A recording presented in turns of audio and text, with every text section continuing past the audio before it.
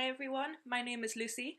For those of you who know me, you probably know me from my blog, Lucy Goes to Hollywood, on Twitter, Instagram, Facebook, all that good stuff. But if you don't know me, I am a blogger, podcaster, all-round film fan who's just trying to have a good time, explore more mediums, learn about film, talk about film, meet new people, and that's kind of why I'm doing this channel today. It's sort of it's a test. I'm not that confident in front of the camera, so I would love some feedback, and I'm going to be transparent about that.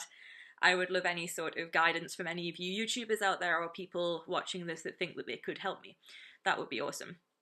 But I really wanted to come on here today and talk about the new Ricky Gervais show on Netflix called Afterlife. I have never been so shook by a show before.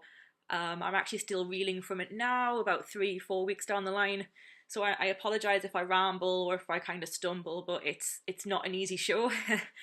So I want to sort of preface this by saying that, if you are sensitive to topics such as suicide, depression, if you have lost someone recently, maybe this isn't the show for you. So I just, if you don't think you can handle those topics right now, then I would totally understand. If you can't watch this video, I would, I just want to make sure you guys are okay. So just full disclosure, there will be talks of those kind of hard topics as we go along. So just be aware, be safe, and if you need to leave, that's absolutely fine. So Afterlife basically follows a man named Tony after the death of his wife to cancer. They are, I would say, 30s, 40s. I'm not very good with ages. I'm not quite sure how old they're supposed to be, but I think the point is, she died, his wife Lisa died before her time, like nobody should die that young, and it's so sad, and obviously Tony completely reels from that, and that's where a lot of the classic Ricky Gervais humour comes in to his grief. And it's funny because I don't really like Ricky Gervais humour that much. I don't mind the guy. I think he's cool, and I respect a lot of his views and stuff, but I think, his comedy hasn't always connected with me. However, Afterlife, there was just something about the way he showcased grief that was just wonderful, that took me aback, and like I said, I am still reeling, I'm still processing, so apologies if I am rambling at any point. I will try not to do that. But yeah, I just think Afterlife was wonderful, honestly, and I just think that, the way he shuts down after her death and just, he works in the local newspaper, he goes in, he insults everybody, he tells everybody that the work is pointless. He talks about killing himself quite openly and quite graphically at times. There's at one point, I think he tells his boss that he was going to slit his wrists in the bath, but he didn't because his dog was waiting to be fed, and the dog's presence had stopped him from doing that. So it's heavy stuff. It is awful. It's not a nice thing to deal with for anybody. But yeah, it just really stuck with me, and I think, obviously Ricky Gervais certainly loves animals, and I think he does touch on how animals can help you through grief throughout this program. And the dynamic between him and his dog is really cute, and there's some heartwarming moments with the dog as the series goes on, and it just broke my heart.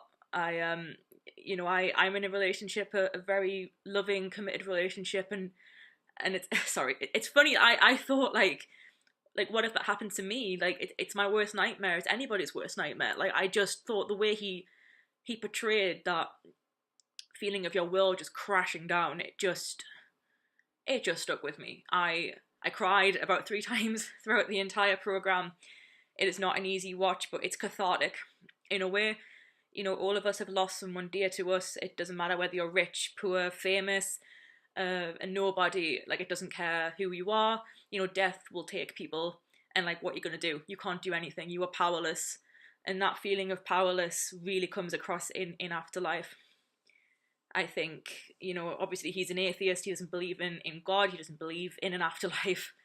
So he understands that his wife, to his understanding, is just dead and buried, and that's all. Like, she's not anywhere. She's gone, and he can't be with her.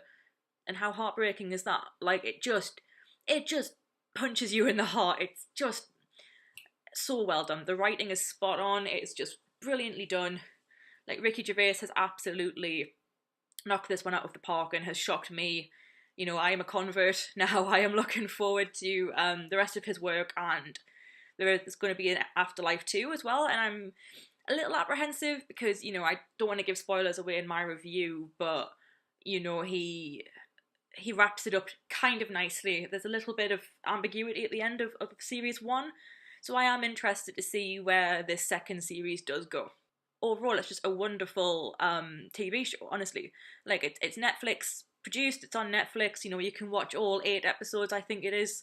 Yeah, it's just yeah. Please watch it. Like, I would love to know your thoughts.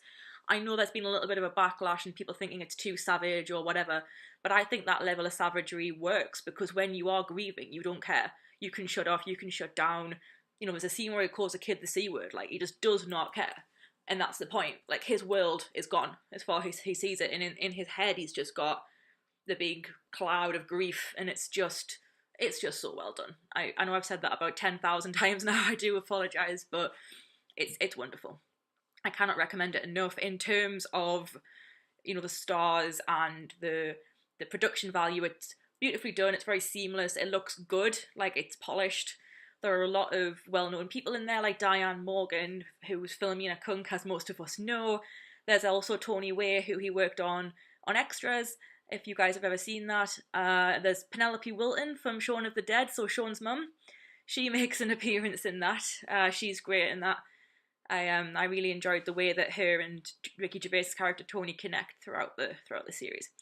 So this is a pretty short, pretty babbly review, I appreciate, but I can't tell you how much it blew me away, and I'm kind of shaking a little bit because when I think about it, I just think, you know what, yeah, I've been there. I've been a dick to people. I've been mean, I've lashed out, I've done stupid things when I'm in a dark place, and that's exactly where his character was. And you know, it's not about glamorizing that dark place, it's about showing it for all it is. Because the dark place exists, and we've all been there, you know, one way or another.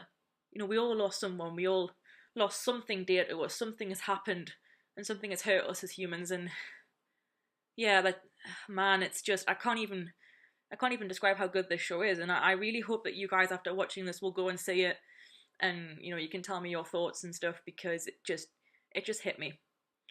And, you know, for my first video, this is probably awful and it's just me babbling or whatever, but there was just something about this show that made me want to, like, almost, like, sit you guys down and talk to you and tell you how good it was. Because it's just, yeah, he shocked me on this one, actually, because, like I said, I didn't really like a lot of his stuff, but this has really done something. It's just, man, like, it'll hit you. There's some harrowing moments, there's some dark moments, there's some funny moments, sure.